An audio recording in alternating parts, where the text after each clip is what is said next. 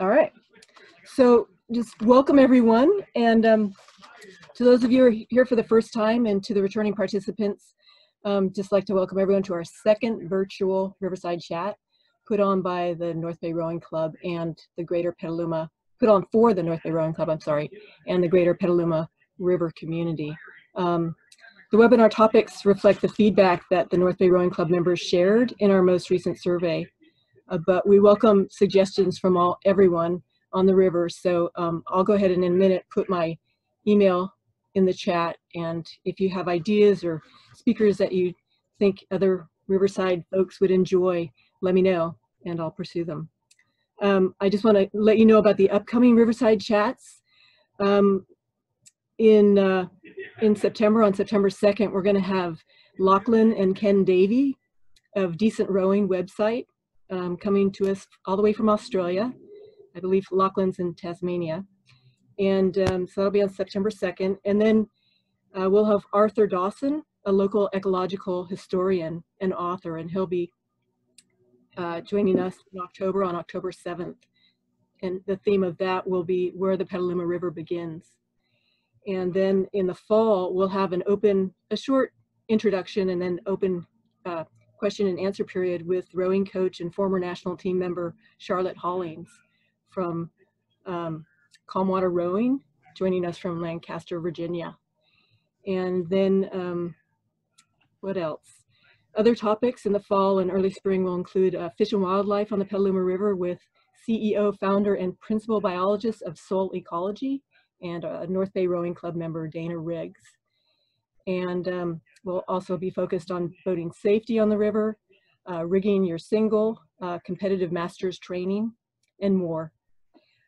So again, feel free to contact me if you've got some ideas. I'd love to pursue them. Before we get into introductions for our guests, I'd just like to quickly go over the simple housekeeping stuff. Right now, I just invite anybody who hasn't done so already to type into the chat your name and the organization that you're associated with, so that we can kind of keep track of, you know, us getting the word out and who's enjoying these, who's not, that kind of thing. And then during the presentation, I'd just like to invite you to type your questions in as our guest chats, and we'll get to these at the end, if not during. And then our guests will be speaking about 45 minutes or so, with the remaining time focused on these questions and comments. And this period is also for everyone here to share your Petaluma River tides experiences, tips for your fellow boaters, etc. You know, how you got out of some gnarly situations, that kind of stuff. And once we get started, I'll go ahead and put everybody on mute. And if necessary, I will turn off the video too, just depending upon the lag time, if there is any. And that's it. And I guess just lastly, I'd just like to thank Greg for suggesting looking into the Bay model as a resource for exploring our topic on the tides tonight. And a big shout out to Shelley Roden as well, my Riverside Chat cohort in crime, who is literally enjoying the virtual Riverside Chat sitting on the river's edge with, I believe, 6 other people from the North Bay Rowing Club. Anyway, so we'll go ahead and get started. So just join me in welcoming our guest, Dr. James Zoulas, Chief of the Hydrographic Survey Section for the San Francisco District, U.S. Army Corps of Engineers, and he's going to discuss our topic tonight, the tides on the Petaluma River. Welcome, Dr. Zoulas. Oh, thank you. Can everybody hear okay? Mm-hmm. Okay, that's always a challenge, technology. And I'll go ahead and share the screen. Oh yes, so I did try to, I just threw together some slides, but it was just kind of a starting point, I guess. And I guess really quick, a little bit about me. So I did my undergraduate work at UC Berkeley in geomorphology in the geography department. And then I did graduate work at UCLA and got into the world of coastal geomorphology, beach surveys, thinking about coastal storms and that sort of thing. And eventually ended up at the Corps of Engineers. And right now, I'm the chief of the survey team. So we have a team of 9, soon to be 10 people. And half of the team works out of the office in Sausalito next to the Bay Model. And they get to go out in the boats. And we're basically making maps of the bottom of the bay where we have shipping channels. And then the other half of the team, they get to work from the office more producing maps of the bathymetric features and otherwise supporting dredging and the other things we do to maintain the navigation channels in the bay. Thank you. And then, so I work for the San Francisco district. So the Corps of Engineers has, I think, close to 40 different districts. And then we're all kind of under the umbrella of the Corps and part of the Army. So the person in charge of the district, the commander, it's Lieutenant Colonel John Cunningham. And we typically get a new commander every couple of years. They rotate through, but he's kind of the public face of the district. So if maybe at some point, you know, he likes to speak to groups too. So I thought I'd mention him. And let's see, yeah, that's kind of where we're coming from and what we do. And talk on tides. Sorry. Okay. And I think we can go to the next slide. Should remind me what we're doing. So again, this is kind of a loose sort of agenda. My bad. Oh, that's fine. I know. It can be kind of, oh, it's running through the whole show. That's fine. Sorry about that. So, there we go. Sorry. Agenda. So some of you probably know some of the material already, but some of the basics of tides, why we have tides, how they work. Oh, is it working? Everybody okay? Thought I heard a, okay. So, oops, looks like the slides are rolling again. There we go. All right, so the tide basics, something that, you know, is gonna affect us on the California coast a lot. Spring tides, what are those? How will they impact the river?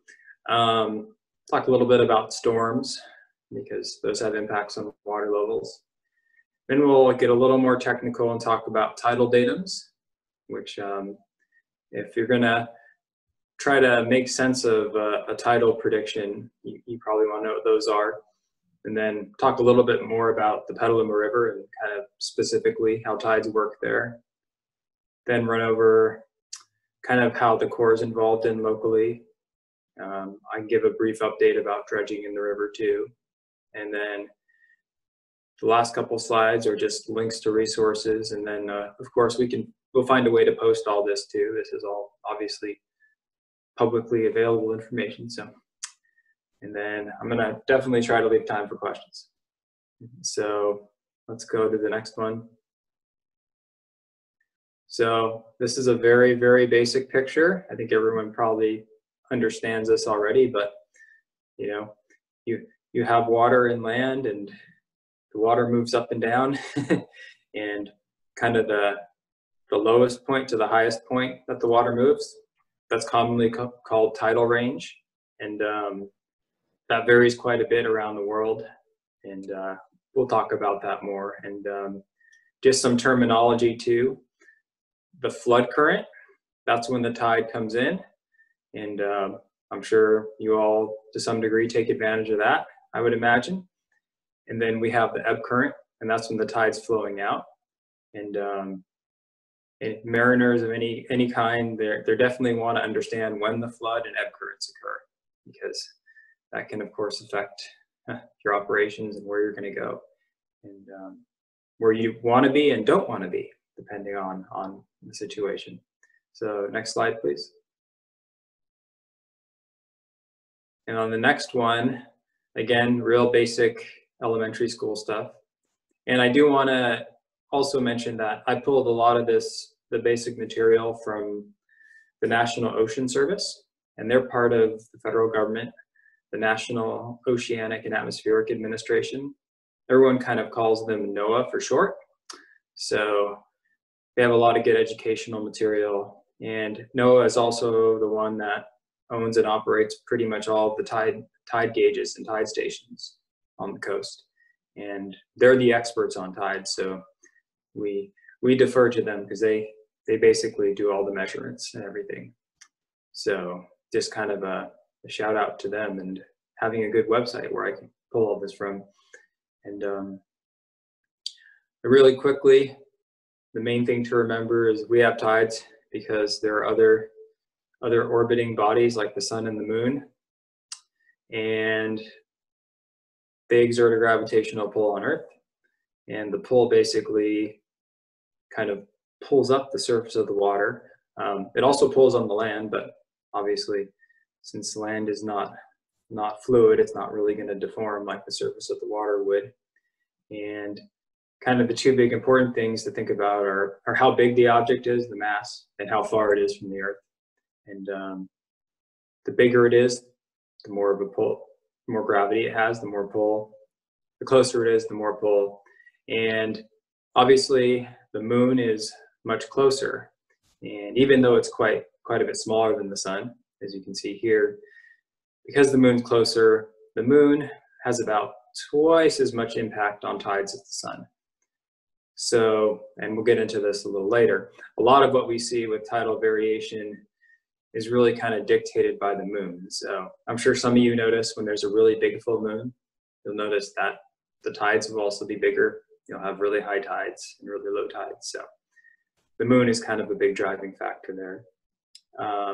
Next slide, please.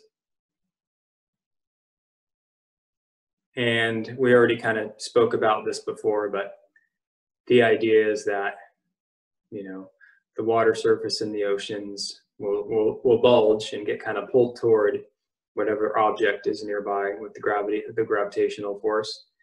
And then on the other side of the Earth, you're getting this kind of compensating force or inertia where it's kind of bulging out. And that's important to keep in mind because depending on where the moon is in relation to Earth and specifically what angle it's at with the different orbit, tides will vary in different places. So we can go to the next one.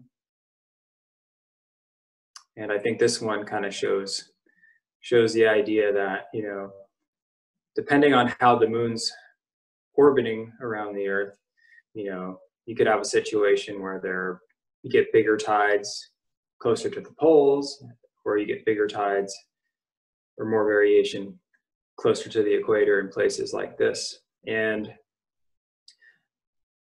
with both the moon and the sun, you're obviously going to have different time periods over that this varies. So kind of longer term with the sun, you know, you have the equinox and solstice. So, you know, at some point the sun is at its highest point in the horizon. So that's going to kind of affect how the water surface is getting squeezed and pulled.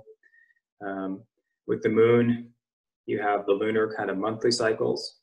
And that's where we really kind of see the impact most notably in the tides. And kind of the one important thing to remember really is the tidal day is really kind of governed by the moon. So our normal day is 24 hours, but the tidal day is just under 25 hours. It's 24 hours and 50 minutes. And with the tidal day, what that means is that, say today we had the highest tide at noon. Tomorrow, the highest tide would be at 12:50 p.m. And then the day after, the highest tide would be at 1:40 p.m. So the idea is that the tides, you know, they don't line up exactly with the day. So, and that's why it's really useful to have tide tables to kind of see how that evolves over time. And generally speaking, you're going to have one high tide every 12 hours and 25 minutes. Although you can have multiple high and low tides during the day, and we'll get into that in a little bit. So next slide. And this is where we're getting into the concept of spring tides, and this term is often interchanged with king tides. So if you've heard the word king tides, we're talking about the same thing. And this is kind of where when people talk about how when, you know, the stars or the sun and the moon align, basically if the sun and the moon and their orbits line up just right, the effect of gravity will kind of be amplified. So the tides will be greater. And then when their orbits are not really lined up, they're kind of perpendicular to each other, then you get what we call neap tides. And with neap tides, the gravitational effect, the sun and the moon are almost offsetting each other to some degree. So you'll see a smaller tidal range. So during spring tides or king tides, you can get very high tides. And if any of those happen to coincide with a big storm or something, then that's usually when we have trouble at the coast. And with neap tides, you have a much more muted tidal range. So that's kind of the concept of spring tides and neap tides. And the next slide, we will be getting into kind of thinking about the types of different tides. And this is kind of important to understand because it varies depending on where you are on the earth. Now, the important thing to remember for California is we have 2 highs and 2 lows every day. And you can kind of see the way it's described here is as mixed semidiurnal. So that's the bottom one that you see there. And what makes it kind of interesting for us on the West Coast here is with the mixed semidiurnal, one of the high tides is higher than the other high tide, and one of the low tides is lower than the other high tide. And the higher high tide is obviously pretty important to a lot of people because that's as high as the water gets. And the lower low tide is often very important to people in kind of the navigation community and mariners because that represents how low the water can get and represents kind of your worst case scenario in terms of how much water you have under your vessel and whether you have enough draft. So the important thing to remember here for the West Coast and the Petaluma River and the San Francisco Bay estuary is that, you know, every day you're going to have 2 high tides, but one of those is going to be significantly higher, usually depending on the lunar cycle and other cycles. And one of the low tides is going to be quite a bit lower. And so that's the one you're going to want to keep an eye on if you're worried about clearance under your vessel in shallow areas. And we'll go to the next one where I think we talk a bit more about other impacts to water levels. Oh, actually, no, this is good. So here I just wanted to pull an example of kind of what you would see in a typical tidal prediction for the Petaluma River. And this is where I'm going to introduce the concept of datums. So if you look on the left-hand side, the y-axis there, you see height in feet. And then you see in parentheses, it says MLLW. MLLW stands for mean lower low water. And so this is a tidal datum. And what this represents is kind of the long-term average of all of those lower low tides over the years, or however long we used to establish the tidal record here. And so all the tides are measured relative to that. And I picked this as an example here because this shows that we're definitely in kind of a, I would call spring tide or almost king tide situation. You can see that starting at midnight, I guess it was yesterday, the tide was approaching a very high tide, about 7.35 feet relative to that mean lower low water. And that's a very high tide. And then you can see it's followed by quite a very low tide where it's actually got a minus symbol in front of it. So that means that the water was actually half a foot below kind of the average position of mean lower low water over time. But you can see how it varies. And obviously if you're in a vessel that, you know, needs a fair amount of water under it, like a survey vessel, and the Petaluma River is quite shallow, we're not going to be going out surveying when it's at minus 0.5 feet. We don't want to get stuck. So this is important to us operationally. So I would imagine with some of the craft that you're using, you probably need a bit less water than we do. But anyway, this is important to remember. And, you know, and what you can do is, this is a the tide prediction, you can see on the right-hand side how it just calls out when the highs and the lows are. And you can use that to plan. And the other thing you can use this to kind of interpret is, you know, if you know you're going from a very high to a very low tide, you're probably going to have fairly strong ebb currents as the tide's moving out. So you plan accordingly how you'd want to row, because I imagine if you have to find yourself pulling against that, you'd get more of a workout than you would want. And vice versa, if you were trying to get somewhere and wanted to ride the tide in, you'd look for a situation where it's going from low to high. And of course, the navigation community, they have very detailed tidal handbooks that the bar pilots and others put together that, you know, really details all this out, you know, where you could find the best ebb and flood currents. So, and I think we'll get to the next one, which I think we'll talk about datums. Oh, nope. And I did want to show this really quick. So in theory, if, you know, everything lines up and NOAA remains well-funded, they'll continue to maintain these. And these are what a typical tide station is. And kind of the main thing to keep in mind here is that they're all pretty much standardized. So the idea is that they're all using a very similar sensor, same kind of size tube, and instruments to measure the water level. And the idea now is that all of these are linked up to the web now, basically. And they have a whole, you know, satellite data link system and everything. So, and NOAA takes this very seriously about standardizing data and doing QC. So, you know, if you do get an official water levels from them or official tidal predictions, or, you know, they're going to be pretty spot on because they've been doing this for close to 200 years. And the closest example of a station like this probably is going to be in San Francisco. So you know where Crissy Field is, right in that vicinity, just to the west of Crissy Field, between there and the Golden Gate Bridge, right near where they have the warming hut and some of those other buildings. There's a small shack there out in one of the piers. And that's the San Francisco Tide Station.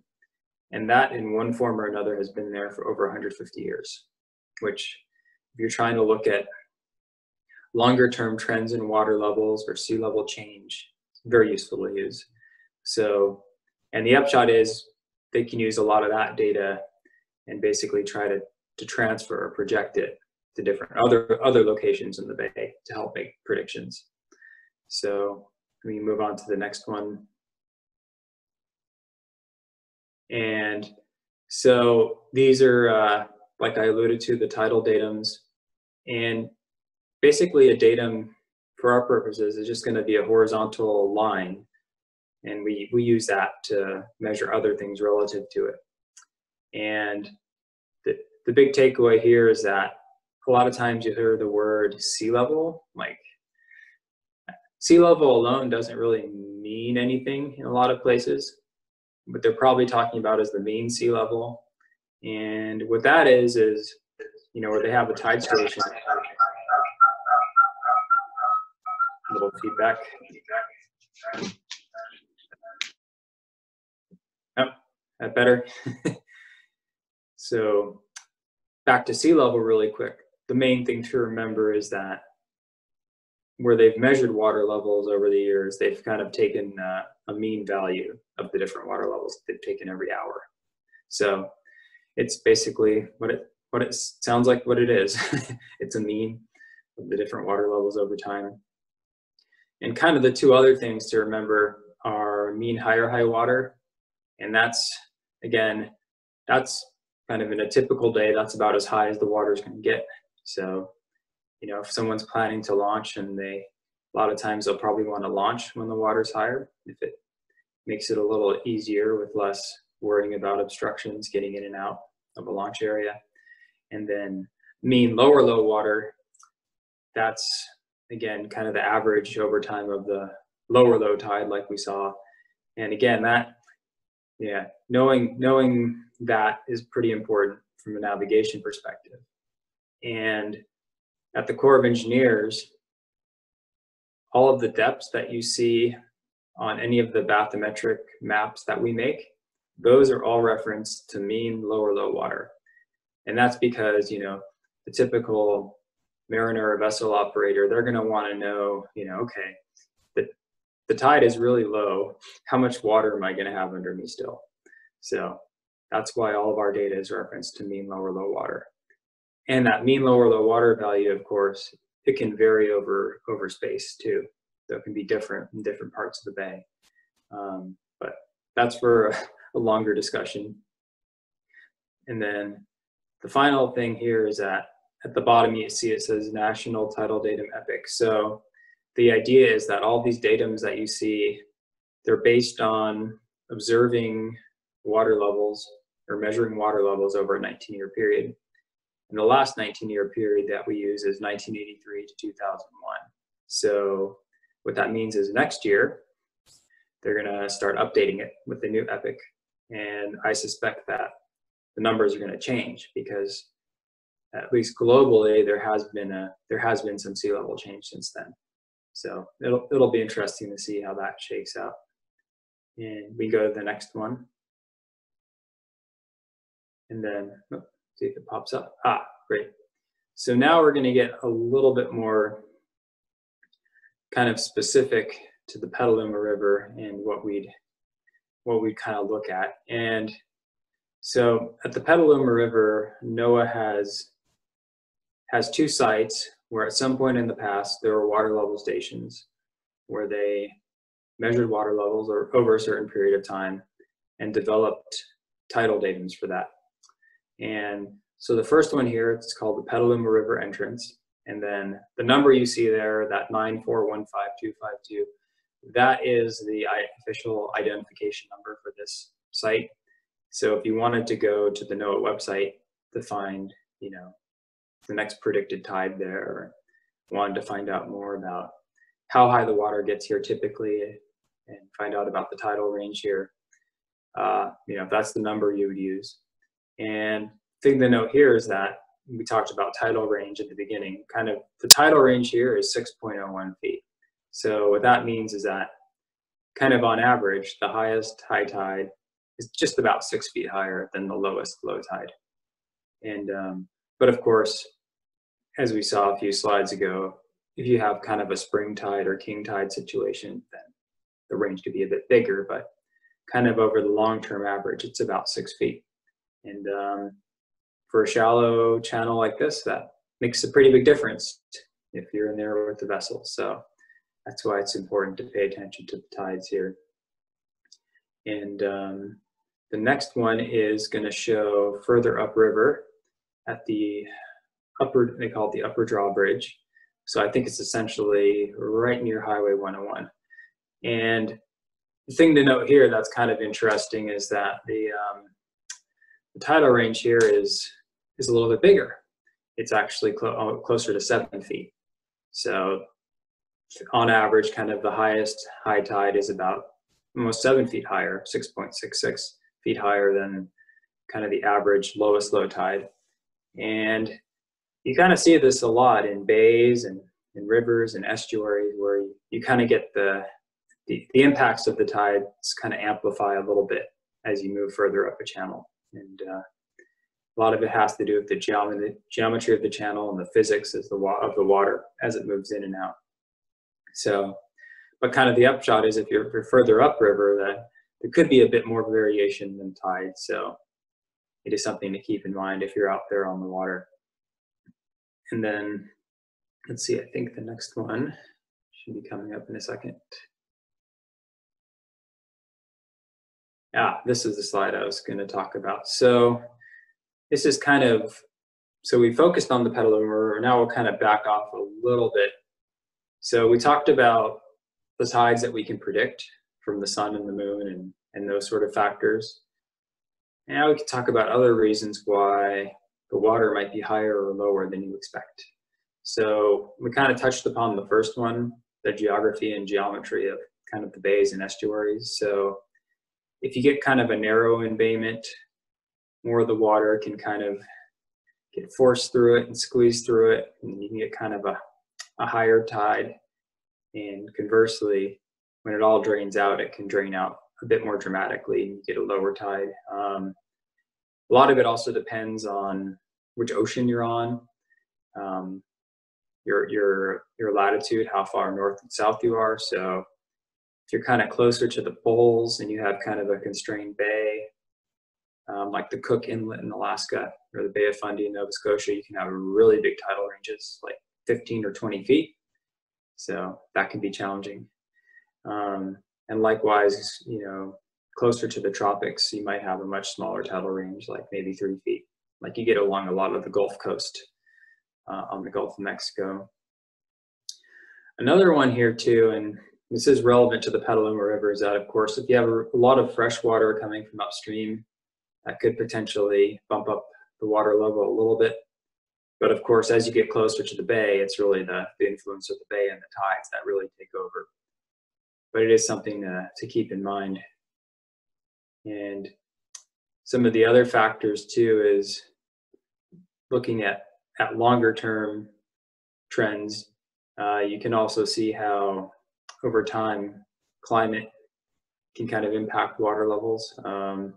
So in California, at least, I think most people have heard of the term El Nino, but there are different factors kind of out in the Pacific Ocean that can kind of affect how much rain we get here if we get stormy winters. They also can affect local sea level. So the plot that you're seeing here, this is taken from that San Francisco tide gauge I mentioned near the Presidio. And over time, this is the monthly kind of average water level. You can see these little spikes where the water level is, you know, over time, doesn't seem like much, you know, 0.2, 0.3 of a meter higher than average, but that is actually a big deal. That's like almost, you know, a foot higher. And so when you have a strong El Nino, the sea level can come up a bit, and a lot of it has to do with kind of changes in the wind patterns. The fact that El Nino often results in warming of the ocean waters here, and warmer water expands a little bit. And you also tend to have stronger storms passing overhead.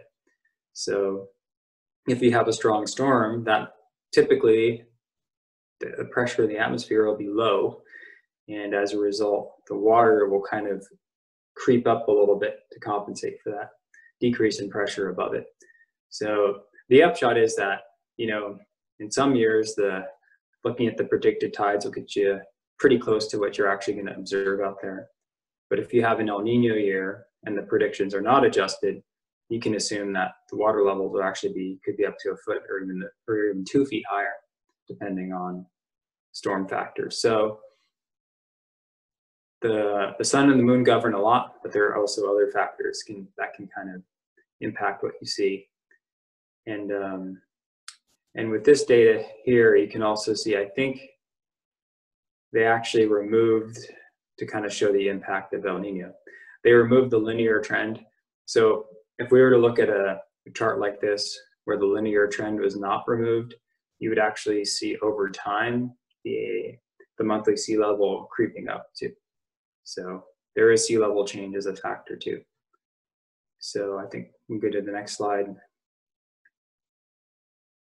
And I think here we're just going to talk about the Petaluma River, jumping back to the Petaluma River again. So now we're getting more into, well, what have we done as humans here? So in order to help with commerce, that's kind of the official reason, to keep the river open for commercial navigation. The Corps of Engineers has maintained it to -8 feet relative to mean lower low water. So if you remember that mean lower low water datum, we try to keep 8 feet of water below that, free of the bottom and obstructions. But of course, we do get a lot of shoaling, and then as a result, to keep it at 8 feet, we have to remove the shoals and dredge. And I thought I'd mention that this year, we're in the final stages of getting a contract awarded to a contractor to dredge, and I believe they're anticipated to start in the next month or so. And I guess locally, it's kind of been kind of a hot topic because based on what I've seen in the surveys, much of the channel is definitely not at -8 feet. It's quite shallower in places. So there's obviously concerns about hazards to navigation. So that's just the update on that. And generally, this sort of thing would be handled by the project managers. So if people have questions or comments about this, I can definitely refer them to the right people to talk to. But it is coming up in the next month or two. And the next slide, I think we'll be getting into some of the resources that are available. Oh no, that's right, I forgot I put these in here. So kind of back to what we do, what the survey team does. I'm sure you'll probably recognize this. So this is a base station set up at the marina upstream there on the river. And you can see we have this little disc. It's basically sending a GPS type signal, and it's sitting on top of, you can see where the point of on the pole goes to. That's a benchmark there. And we use that because we know exactly how the elevation of that point and the exact location of it. Well, not the exact, but you know, within a few centimeters. We have a pretty good resolution there. And we use that location and the GPS device there to talk to the survey vessel, so that when the survey vessel measures the depth with the sonar equipment on it, it can be referenced to this point on land, so that we know how deep it is relative to a fixed point on land. And that fixed point on land, we also know what that elevation is relative to the mean low or low water datum. So the idea is that if you're going to survey, you need a fixed point, and you need to know its elevation. Then you can run the survey off of that. So half of the battle is kind of setting that up on the land side. And then for the next slide, I think it should show us our survey vessel that we use there. So this is our smaller survey vessel, the Sounder, and we typically use this for jobs on the rivers and places like that. And what's nice about it is it does fit on a trailer, and you can pull it with a robust pickup truck anywhere you need to. And we don't need a wide load permit, which is nice. It's barely under the limit. And typically we'll need, you know, a good 3.5 or 4 feet of water under it for it to work. And for those of you might recall, the channel is quite shallow in areas, and we cannot survey a lot of the Petaluma River if the tide's low. So we really have to pay attention to the tides when we're doing this. And I think with this picture of the launch, I'm guessing this is bringing the vessel back in, because it looks like the tide had been going out, and we're getting the heck out of there as the tide goes out further and further. So that is what we do. And if you look, so behind the cabin door there, you can see that beam that's coming across. That's actually where the sonar is mounted on, and it swings out over the side of the vessel and into the water. And at the end of it, you can see the actual sonar equipment. And what that's doing is it's using sound to see how deep the water is. And to do that, involves a lot more math, but the idea is we know how fast sound travels, and we know how fast it travels through water under different conditions, and it basically times how long it takes the sound to get back and forth. And the time gives you the distance or the depth. But with these systems, we don't just use one ping, it's pinging 256 times and doing lots and lots of math really fast with the computers on board. So, but that's what we're up to when we're out there, if you see us. And let's see, go to the next one. And then finally, the last 2 slides are just places where people can go to find out more. I've glossed over a lot of things, but tried to cover some of the more basic ideas. NOAA's got a lot of good websites. The education tools one is great. That's where I got a lot of those slides you saw in the beginning. I have direct links here to the Petaluma River entrance tide station and the upper drawbridge tide station. So that way you can find out where the tide stations were established, and find out more about, you know, where you get predictions for them. And you can also look up like the highest the water was ever recorded there and things like that if you're curious. It's kind of interesting. And then the final slide, well, this will show you where you can find out more about what we do at the Corps, our general website for the San Francisco district. The link to the Bay model one's good because they have some videos posted there, kind of more basic information about the Bay. When the Bay model is open, you know, you'll find out more information about when you can visit. But right now, of course, they're closed until the situation passes with the pandemic. And then the other two links there are our survey group. We post all of our surveys to our public website. So anyone can go pull them. They're PDF files, and they're basically just maps that show you how deep the water is. And then the Corps nationwide runs what they call eHydro, which is where literally any hydrographic survey that was done by the Corps, you can go find it there. At least surveys from the last decade or so. So if you're curious about how deep the water is in Oakland or offshore of the Golden Gate in the San Francisco Main Ship Channel, you could find the information there too. And yeah, and in the interest of time, I wasn't going to click through all these. And I think that covers pretty much everything. I wanted to make sure we had plenty of time for discussion and questions. And yeah, and then you can always reach out to me. I don't know if I think I forgot to put my email on the presentation, but anyway, Jessica can get you my email address or phone number if you want. So thank you guys. So does anybody have any questions you'd like to, or comments about your experience with tides on the river? And I'm going to just unmute everybody and Yeah. see if we can go for it.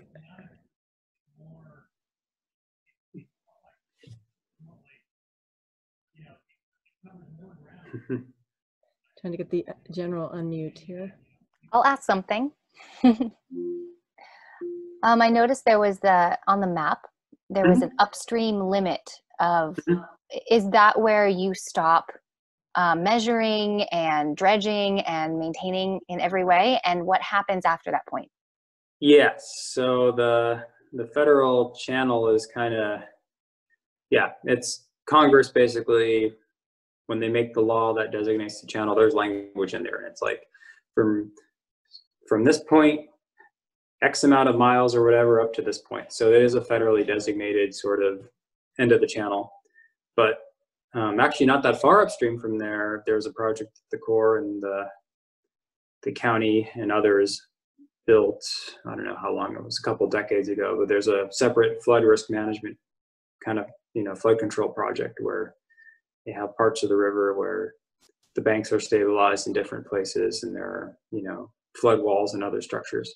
But to answer your question, it ends there. And generally when I could jump in, James. Oh, Tom, excellent. We have so Tom Kendall's our planning expert. Yeah, planning chief, whatever. Yeah. Anyhow, so I think, you know, James gave you probably really the answer to the question, but, you know, before Congress takes the action they do, typically somebody in our shop has gone through an analysis that says, here's kind of where your benefits are maximized or whatever. If you're able to provide a navigation output, that's the benefit we're tracking. If you're able to provide that up to this point, that's a good return on investment. Beyond that point, you know, maybe there's not as many ports of call, whatever, you know, oftentimes there's just sort of a logic that informs the original size that becomes a recommendation that goes to Congress and then, you know, in many instances gets passed into law. And then in the case of navigation projects, the federal government in the form of the Corps actually is the one that maintains them, or at least tries to as a function of appropriations, which I know the Petaluma community is all too sensitive to the challenge we've had there. But yeah. But yeah, so above that point, somebody way back, way before James and my time, prepared an analysis that said that's kind of where the economics really makes sense to continue the investment. Beyond that, it doesn't.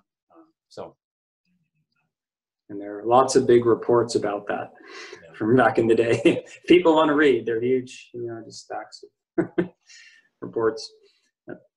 Oh, so there was a question by Julia. What is your favorite Tides app? Oh, that's a good question. I just like to go to the NOAA website, but I'd have to ask some of our field guys and vessel operators because I know they have apps they like to use on their phones. I don't know. Some of the ones that surfers use, like Magic Seaweed, you know, people use those. But yeah, I kind of just have the NOAA tide stations bookmarked on my phone. And James, those still have currents as well, right? Not just yeah. Yeah, you can get currents from there too. And then the bar pilots and others, they used to put out a handbook that really showed all the detailed currents in the bay and tides. Yeah, but I'd have to see online what they do now. I'm kind of more, I'm in the office more, so I'm not out there driving the boat, so I'm a little less you know, adept at knowing which apps people are using. But yeah, I mean, you can't go wrong with the source of the data, NOAA, because they've been at this for a while, so they make pretty good predictions. And yeah, and I'm gonna look at the chat box here. Anybody else? And I'm gonna let you guys unmute yourselves if you want to. Oh, here you go. Somebody likes Tide Alert. And then, why is there only one set of tides in Desolation Sound, Canada? That's a good question. Guessing it has to do with how far north it is in the bay. Yeah, there's NOAA actually in their education website. They had a good, I should have put it up, they had a picture of how you have different kinds of tides all over the world, you know, and it's all color coded and it's pretty complex. I mean, there's just so many different factors. So I couldn't speak specifically to that one, but a lot of times it has to do with what side of the ocean it's on and, you know, how big the bay is, and there's a lot of them. But yeah, there's a lot of different parts of the world where they just get one set.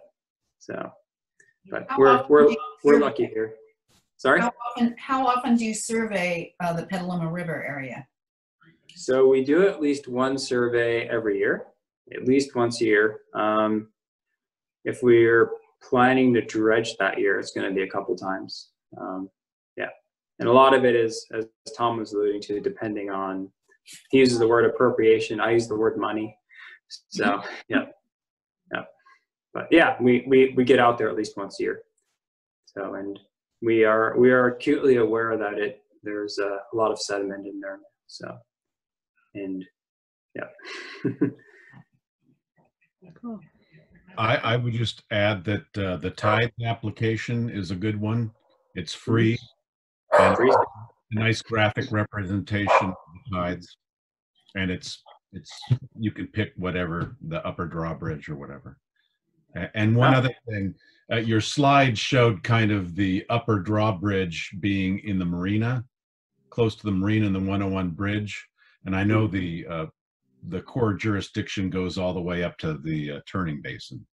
Right. Yeah, we're planning to dredge all the way up there, as far as I know, this year. So, yes. And that's always fun getting up there, because that's where it's really, do not want to be caught there at low tide with the survey vessel. So yeah, it'll be a problem. But yeah, it is kind of a, you know, one of the more unique ones we do. We have a number of, like we do the Sacramento and San Joaquin rivers, you know, those deep channels that go to Stockton, Port of West Sacramento, but those are deep. Those are like 30-something feet. But this is one of our more shallower and complicated ones to get, where we really got to pay attention to the tide tables when we do it. The draft on your survey vessel? 3.5, 4 feet maybe. So it gets a little close. Yeah. Really depends on how comfortable the operators are and how confident they are in the soundings they're getting when they're pinging too. So yeah, it is, yeah, cut it close in places like that. So definitely. So there's a few more questions in the chat. I don't know if you want to just. Oh, yes. Is that from Roger Leventhal? Roger, you don't know the answer? Well, I have my theories, but I'm gonna. Yeah. How about you? Talk about it. He's got dredging the strong geomorphic background. He should be able to. Oh, yeah. Yeah, I think it fills in pretty quick, and then it kind of just, I don't know if stabilizes is the right word, but you know, probably within a year or two after we dredge. And this is just my back of the envelope answer. I'd have to get down and look at it. But what's the question? How quickly does it take to fill back in after we dredge? I mean, I guess my point, obviously, we get a lot of pressure to do dredging for flow control. Yeah. I think the value is, you could make an argument that it's not all, it's a dubious value or ephemeral value. It's ephemeral, yeah. And, you know, unfortunately, a lot of the bay and estuary and adjacent areas are pretty shallow. The only really good natural deep water port was along San Francisco. Even Oakland, we have to dredge quite a bit there. I mean, the Oakland estuary, you know. Well, I think there are a number of reasons why there's a deep water port there, but I don't know if the natural setting was the top reason. It's, I mean, I like to think that the tidal prism relationships do apply, although I think it's complicated on these big rivers. The idea that that's why, like, if you go down to Petaluma to where the natural marsh is, they never dredge them, and those channels never fill in because they're you know, they have a big enough area that's draining them that keeps them deep. So it's an interesting, a very hot topic right now in the world of sort of tidal channel. Yeah, and also with in years where we've had a lot of wildfires in the watersheds, that's been a big issue. Especially if you get a huge fires and then you get big rains after that. I know we're seeing that all throughout the North Bay, and yeah, a lot of it is, you know, the Corps just got a little more reactive to it. It's like, you see any trend in the federal budget for dredging, or Tom probably knows? Oh, I'll kick that to Tom. Sorry, what am I answering? Oh, just money. Money, yeah. Yeah. Obviously, cycle. You know, what I heard in that answer was that if it comes back in a year after we dredge it, then why aren't we? You know, my next question, if I were hearing that, is so why do we wait 10 years, or however long? And politics. You know,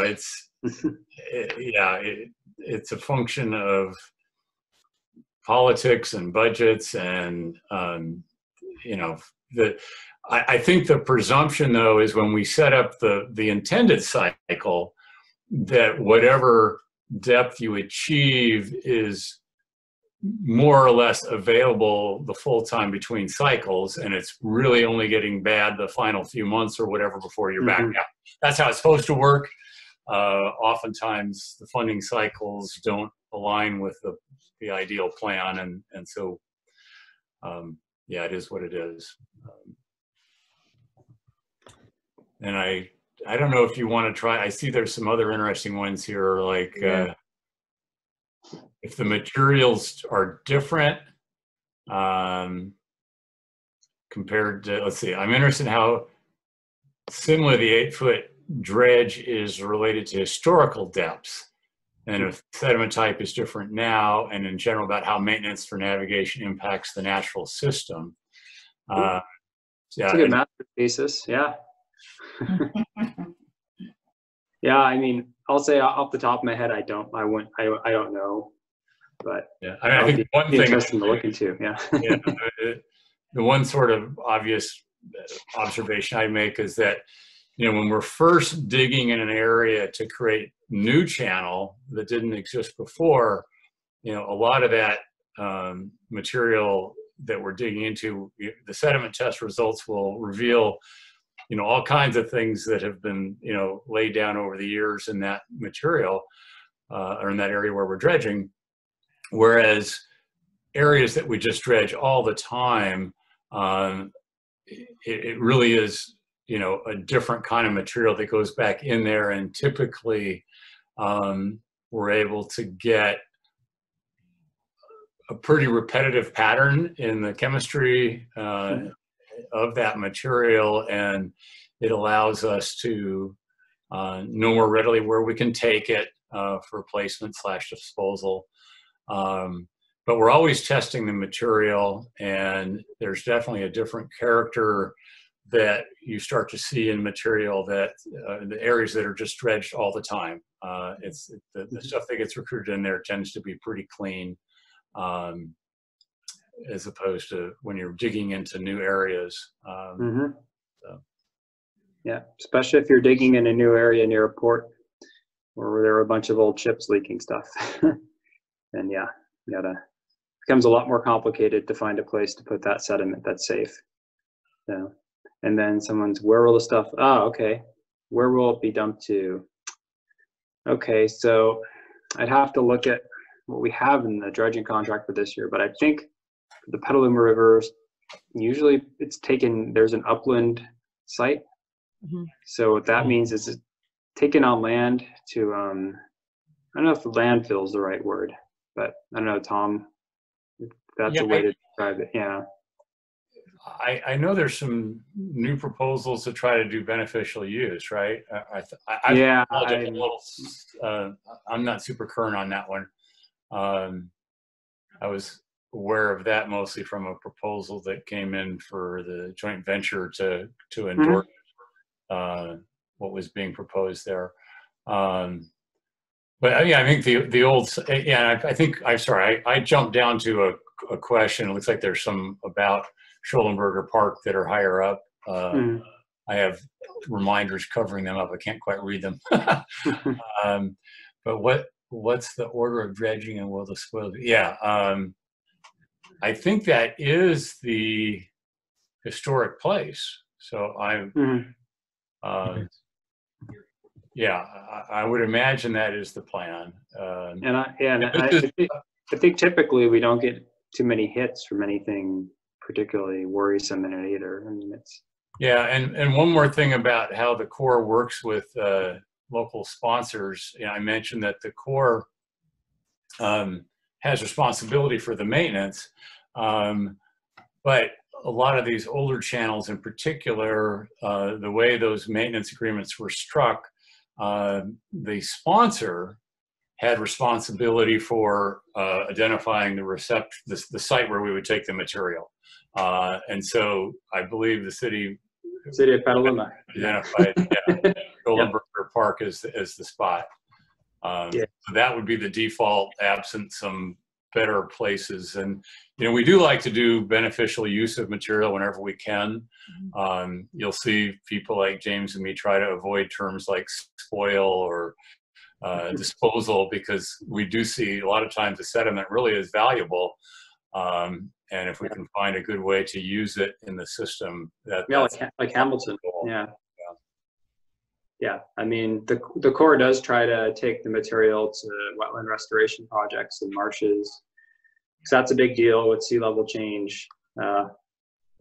Starting to occur and has occurred. For example, when Oakland was deepened to 50 feet, this was about a decade ago, a lot of the sediment they pulled out of there ended up at the old Hamilton Army Airfield, which is now a wetland.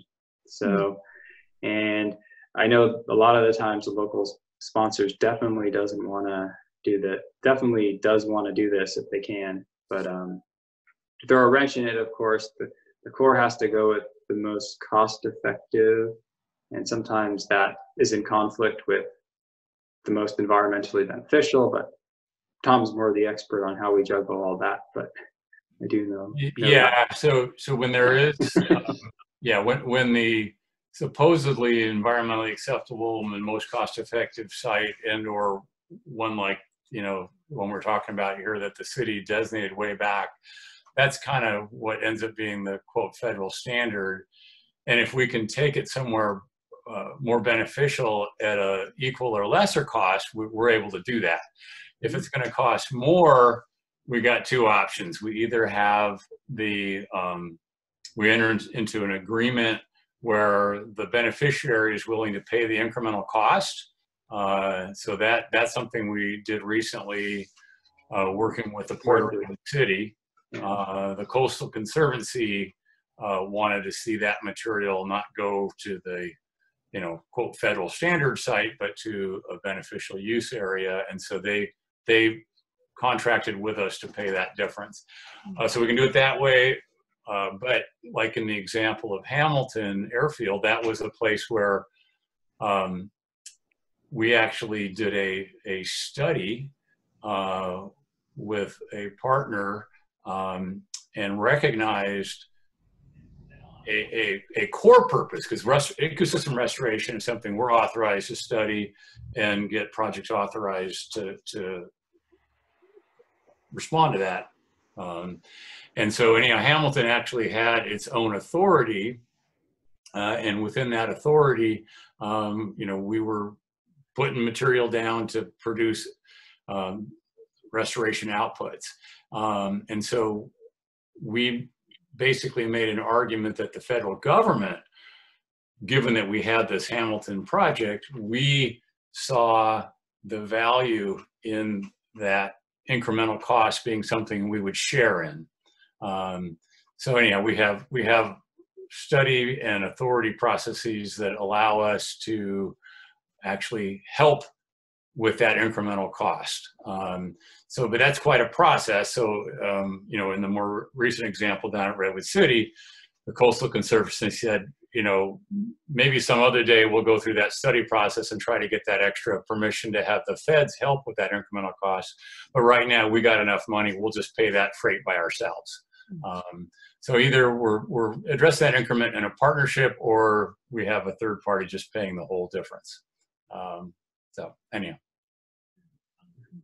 Yeah, but it will be something that, you know, we're going to be seeing more and more of the demand for this with sea level change.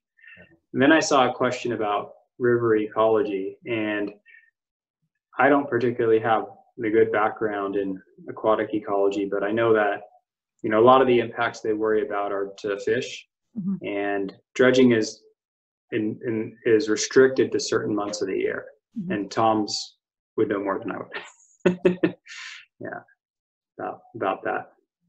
Can I ask a question? Yeah, sure.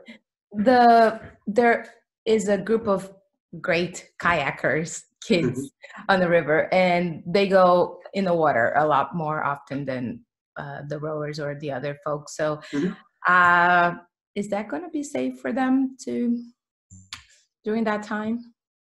Well, typically the Corps will work with the city of Petaluma to kind of get the word out. And yeah, you don't want them right next to the dredge, but I mean, it's going to be a smaller dredge there. So yeah, but typically it's just a matter of coordination, and, you know, as long as people aren't, you know, within a couple 100 feet, it's probably fine. And, you know, the safety is a big deal. So, you know, they always work with the local marinas to make sure that people are aware. I mean, like at Redwood City, there's a lot of rowers, like Stanford's team was there, and, you know, we always would alert them, and, you know, yeah, things are, you wouldn't want to get too close to the operation, but they're good about, you know, getting the word out and telling people to stay away. So yeah, but it could interrupt somebody's recreation a little bit, but the end result will be nice, I think, for everybody, at least for a few years, hopefully. Totally. Thank you so much for your work. Thank you. Does the dredging change the tide levels at all? Out of curiosity, does that change those? No, I mean, it's connected to the bay, so there's basically an infinite amount of water that could come in and out in theory. So all it's doing is making the areas deeper. Right. Yeah, that's a lot different than like if further upstream the river, you know, where you don't have a tidal influence and there's just a more finite source of water. Then yeah, if you're digging holes, it can do all sorts of things. But that's a whole nother set of topics. So cool. Anybody else want to add any experiences or stories related to the tides on the river, or no? Okay, all right. Any last questions for our guests?